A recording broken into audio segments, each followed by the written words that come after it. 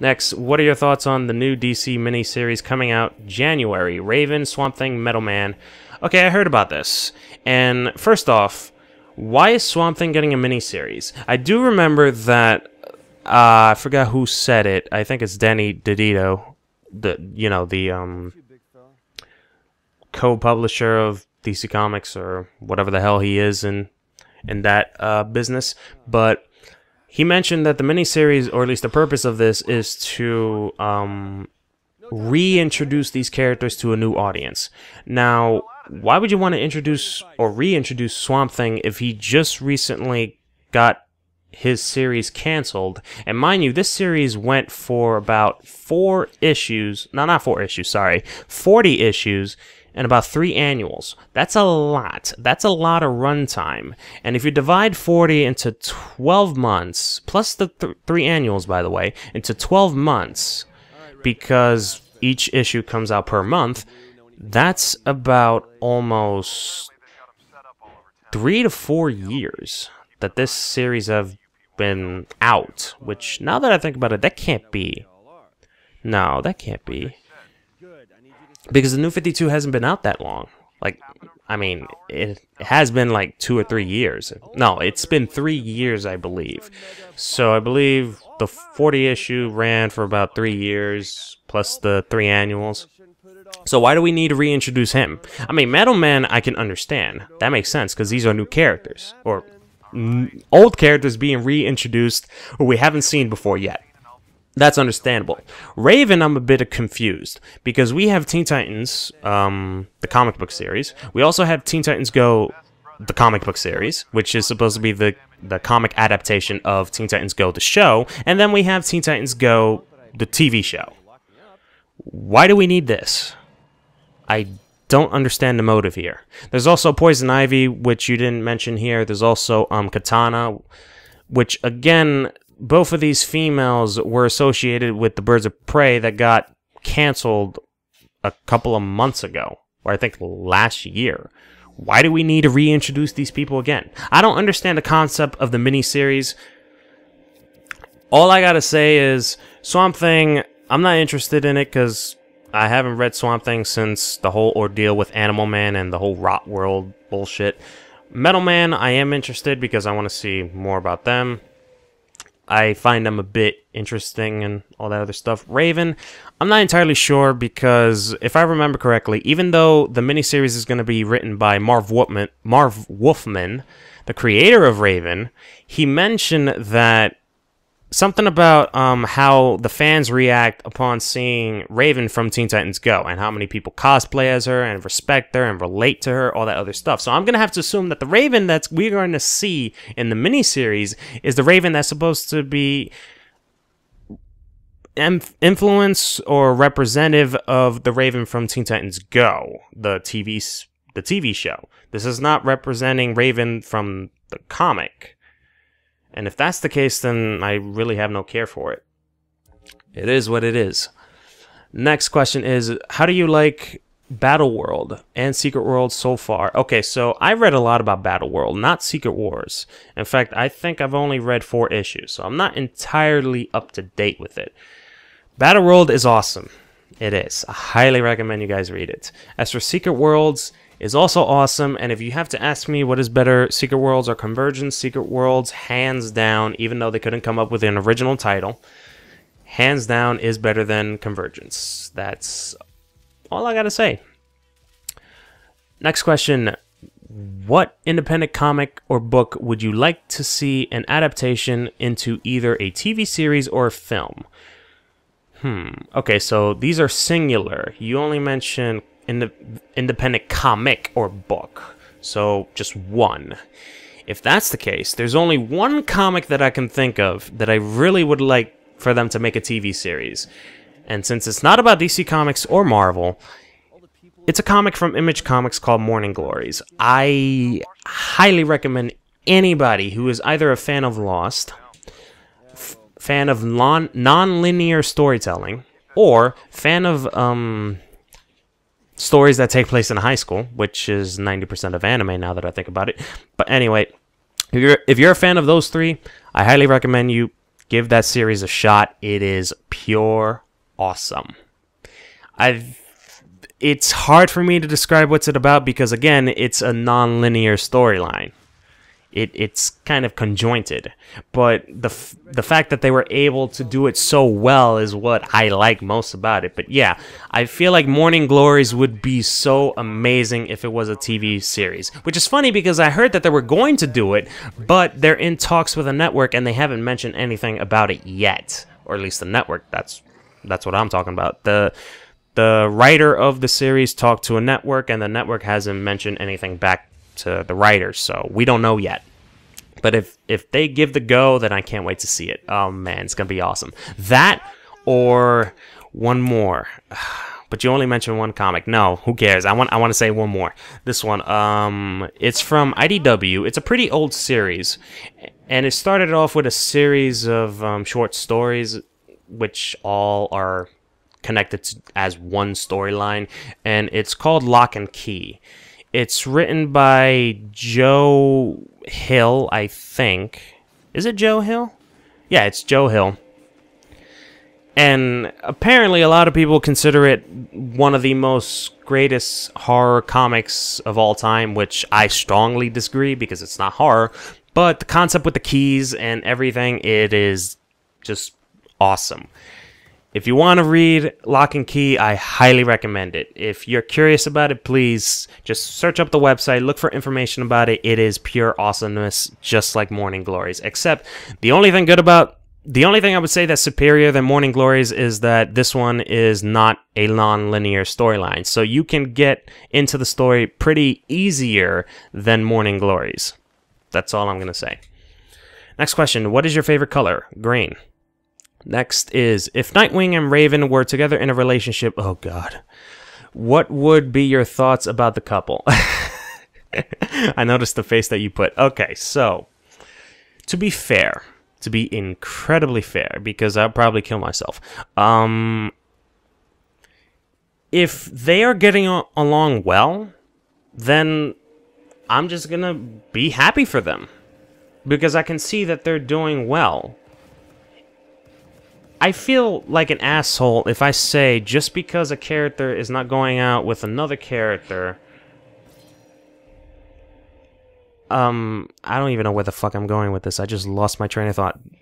Basically, what I'm trying to say is, I could get mad over the fact that Raven is with Nightwing instead of Beast Boy. But the thing is, if she is happy with Nightwing, and Nightwing is also happy with Raven, why not let it be? I mean, I'm actually getting tired of seeing bad relationships in comics. And it's kind of depressing. It really is. Because apparently, especially in the X-Men comics, because they have it worse. They really have it worse. You can't go 5 or 6 weeks without staying in a stable relationship. It's always have to be hectic, always have to be chaotic, always have to be all this drama and bullshit. It can't just be happy. Not that I want to see them happy all the freaking time, but I just want to know that they are happy and that's it. They're happy to be together, fine, that's awesome. We finally see a happy superhero couple for the first time in who knows how long. Heck, Superman and Wonder Woman got it rough right now. They haven't even been that happy since they got together so many years ago. And basically what I'm trying to say is, if they're happy, by all means. If not, then you can always kill Nightwing. Shit, I would go with that route. But anyway, yeah, that's all I'm gonna say. I don't want to talk about this. It's getting me more depressing. Oh, I forgot 2 questions.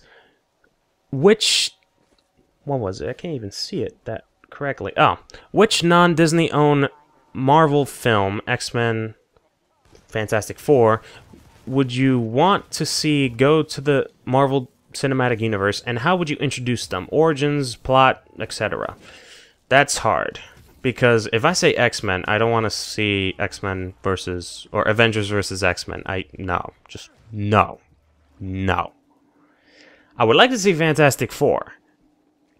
However, how would I introduce them? That's going to be tough. That's going to be really, really tough. I'll get back to you on that one, because that one, no, I need some time on this one, because not only do I want it, the origin, or at least the introduction, to make sense, but have any relevance to what's going on currently in the Marvel Cinematic Universe. So there's that to consider, which, that's a lot of thinking. I can't do this right now, so I'll let you know. But let's just say for now, I would want the Fantastic Four to be a part of the Cinematic Universe. That's all I'm going to say. Next question, which Marvel and DC characters would you like to see in the Marvel Cinematic Universe and DC Cinematic Universe, respectively? Okay. I would like to see the question from DC Universe and Cinematic Universe. How would they do that? I have no idea. You guys do the math. That's all I'm going to say. I would also like to see Shazam, but we already have that, so I don't have to worry about that. Let's think about Marvel real quick. I would like to see Runaways. Oh, man. No. Not cinematic. I would like to see them in a TV series. No movie. No movie. I feel like Runaways could work as a TV show instead of a movie. Fuck the movie. No. However, I would like to see Nova. A Nova movie would probably crush Green Lantern, especially right now, since everyone who knows about Green Lantern as a cinematic universe or as a movie form only remembers the Ryan Reynolds Green Lantern movie, which that bombed. So if Marvel were to release Nova right now, they probably would crush the Green Lantern movie or anything related to Green Lantern cinematically right now, because the Nova Corps, they're basically the police of the universe, while the Green Lanterns are also the police of the universe. I mean, think about it. It's a competition, and if Marvel takes advantage over the bad reputation that DC has with the police of the universe, they might as well introduce their own police into the cinematic universe. I think it's a good idea on their part. Who else? Miss Marvel and Captain Marvel, whichever one. It doesn't matter to me. Let's see. Anyone else? Why not Squirrel Girl? You know, just for cheap laughs and giggles. Why the fuck not? Let's go back to DC. We can introduce Batwoman, or how about Batgirl? That would be awesome. Superboy. Well, if you want Superboy, you can also introduce Teen Titans, which I highly doubt they're going to do, but why not? Why not see them on the big screen? Because they have been popular for years, and they haven't gotten any recognition. Like, big recognition. Since the TV animated series, which is sad now that I think about it. Anybody else? Blue Beetle? Static Shock? Ooh, that'd be awesome. There's too much. There's just too fucking much. It's like a checklist. Every time I say a character, I go a check. That person I would want, that person I would want, check, check, check, all that other crap. So I think I've said enough. I don't want to focus this entire video on just this, so yeah, it is what it is. Next and last video, or not video. Wow, what the fuck am I saying? Next and last question: were you happy with the results of Screw Attack's Superman vs. Goku rematch? Okay, I'll say this right now.